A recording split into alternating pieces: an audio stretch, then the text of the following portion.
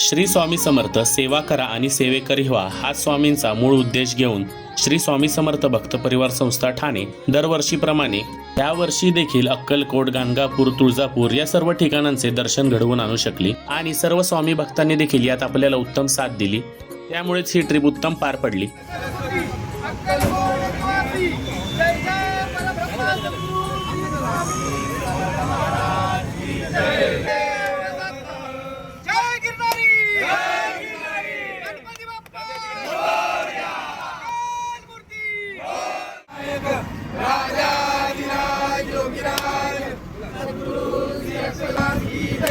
समर्थ सद्गुरु श्री शंकर बाबा महाराज की जय.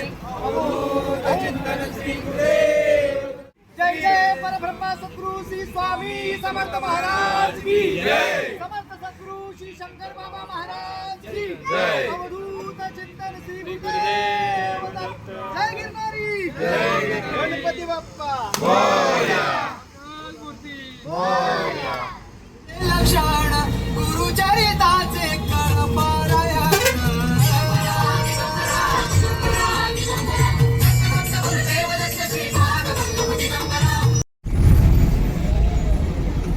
लेडीजचे आहेत आणि दोन हॉल जेंट्सचे आहेत. तर प्रत्येकाने सूचना देतील तसं लेडीजनी लेडीजच्या हॉलमध्ये जायचंय, जेंट्सनी जेंट्सच्या हॉलमध्ये जायचंय.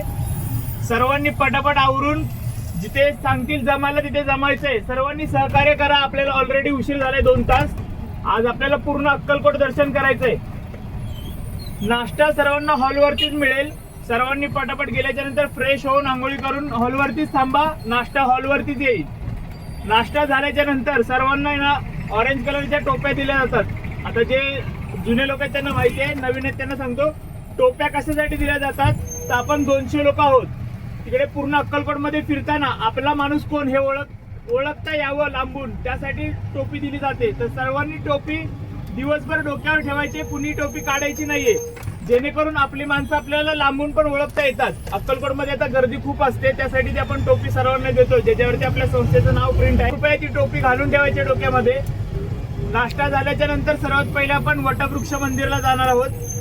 तिथे दर्शन करून सर्व पादुकांसोबत परिक्रमा होईल अक्कलकोटमध्ये. तर सर्वांनी 2-2च्या लाईनीत जसं सूचना देतील तसं चालायचं. प्रत्येकाने लाईन कुणी तोडायची नाहीये.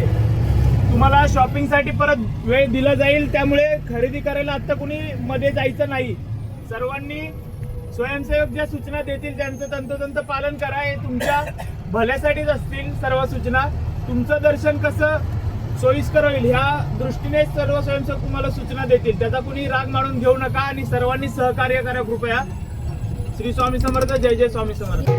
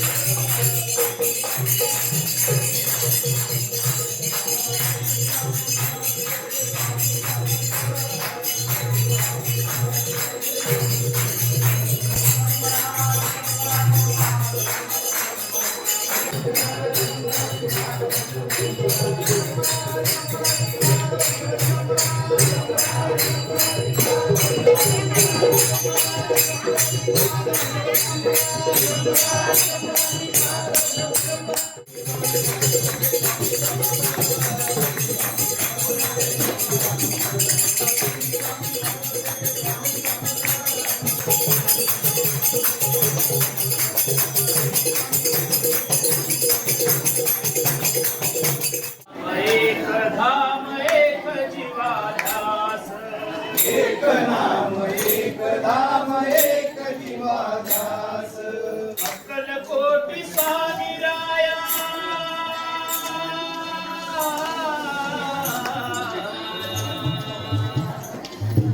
अक्कलकोटी स्वामी राया दिसे लोचनास. अक्कलकोटी स्वामी राया दिसे लोचनास. एक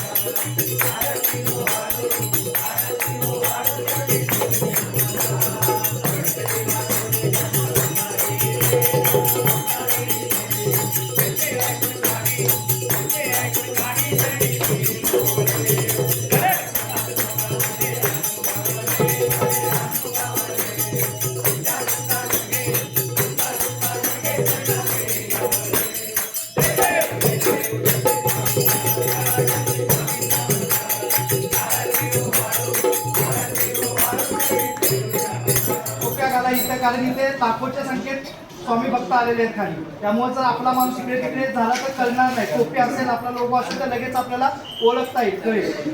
सर्वांनी एकत्र चला. ज्यांना चप्पल बिना चपलाचे विनवानी म्हणजे चालू शकतं बिना चपला, त्यांनी बिना चपला चला. ज्यांना चपलाशिवाय जमत नाही त्यांनी चप्पल सोबत घ्या.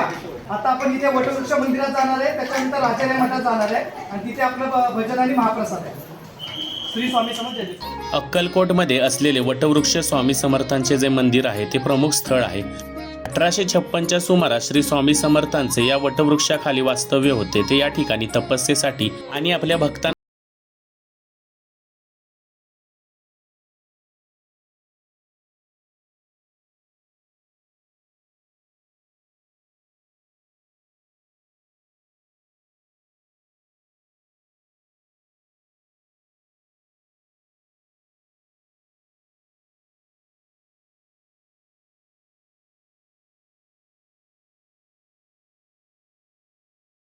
महत्त्व नसून ते श्रद्धेचे, भक्तीचे आणि आत्मशुद्धीचे प्रतीक आहे असे मानले जाते.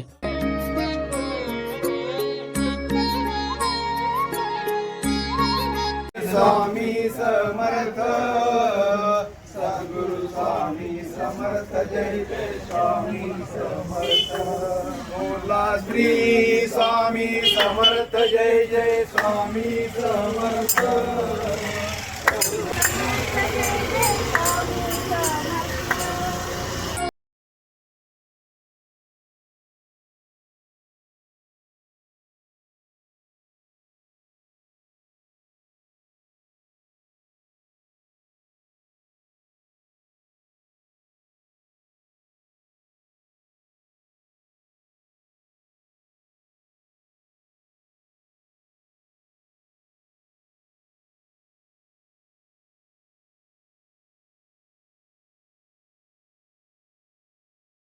स्वामी समर्थांची जी काही ठिकाणे आहेत त्यातीलच एक राजेराय मठ या ठिकाणी. आणि या मठाचे एक वैशिष्ट्य म्हणजे त्यांच्या हयातीत त्यांच्या निर्वाणाच्या 1 वर्ष आधी याची स्थापना झाली होती. स्वामींनी स्वतः स्थापन केलेल्या चैतन्य पादुका या मठात आहेत.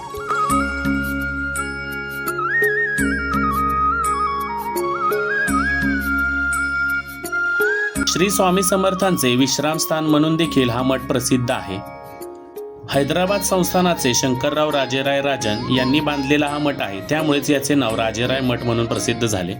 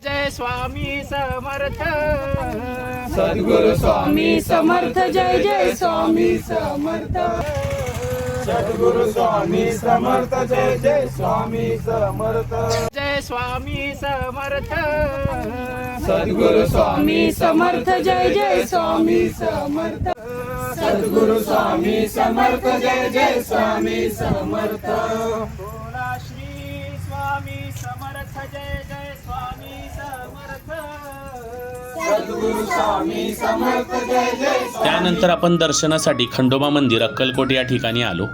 श्री स्वामी समर्थ महाराज अक्कलकोट या ठिकाणी पहिल्यांदा ज्या ठिकाणी प्रकट झाले तेच हे खंडोबा मंदिर. म्हणून अक्कलकोटला आल्यानंतर भाविक या ठिकाणी देखील दर्शनासाठी येतात.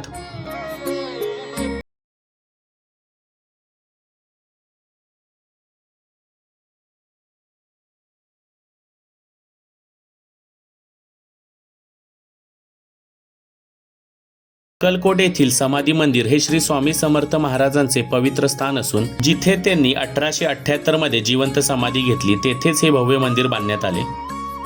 आणि ज्या चोळप्पा महाराजांच्या घरात त्यांचे जास्त वास्तव्य होते त्या वाड्याच्या बाजूलाच त्यांनी समाधी घेतली. स्वामींच्या अवतार कार्याची समाप्ती होणार होती हे सर्वांना माहिती होतं. त्याआधी चोळप्पा महाराजांनी त्यांची समाधीची जागा त्यांच्या राहत्या घराच्या बाजूला निश्चित करून ठेवली होती.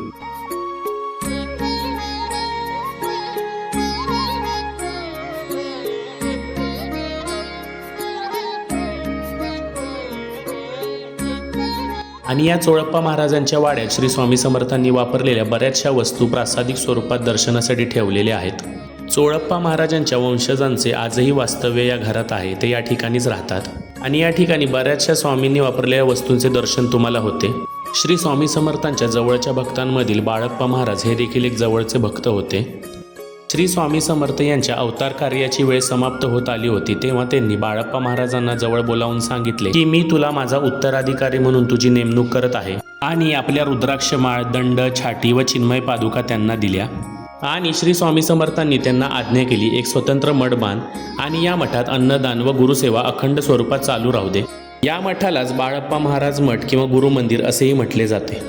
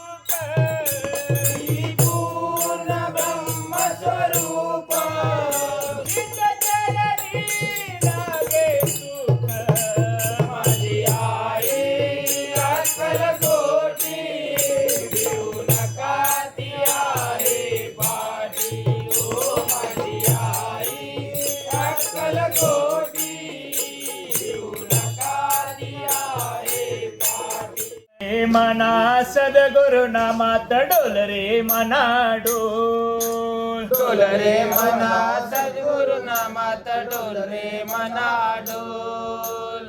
नाम घेऊन मुखी होशील तू सुखी. नाम घेऊन मुखी होशील तू सुखी. या दुःखी जीवना डोल रे मना सद्गुरु नामात डोल रे मना डोल. डोल रे मना सद्गुरु नामात डोल रे मना डोल. डोल रे मना सद्गुरु नामात डोल रे मना डोल.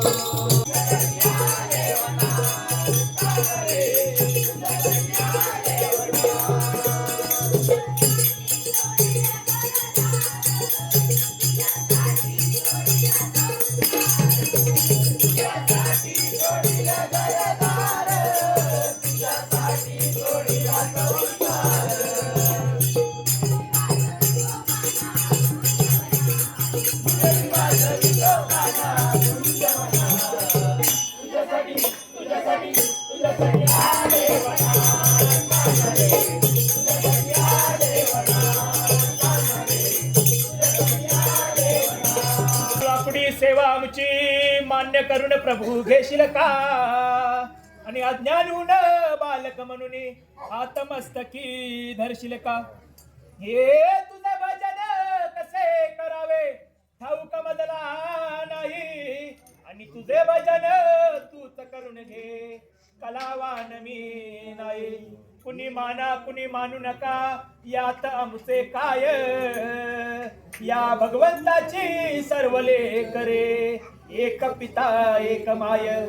दत्त दर्शनीला आता जायचं. आता जायचं नि जायचं गाणगापूरला. दत्त दर्शनीला आता जायचं. आता जायचं नि जायचं औदुंबर. आणि आनंद पोटात माझ्या मावेला.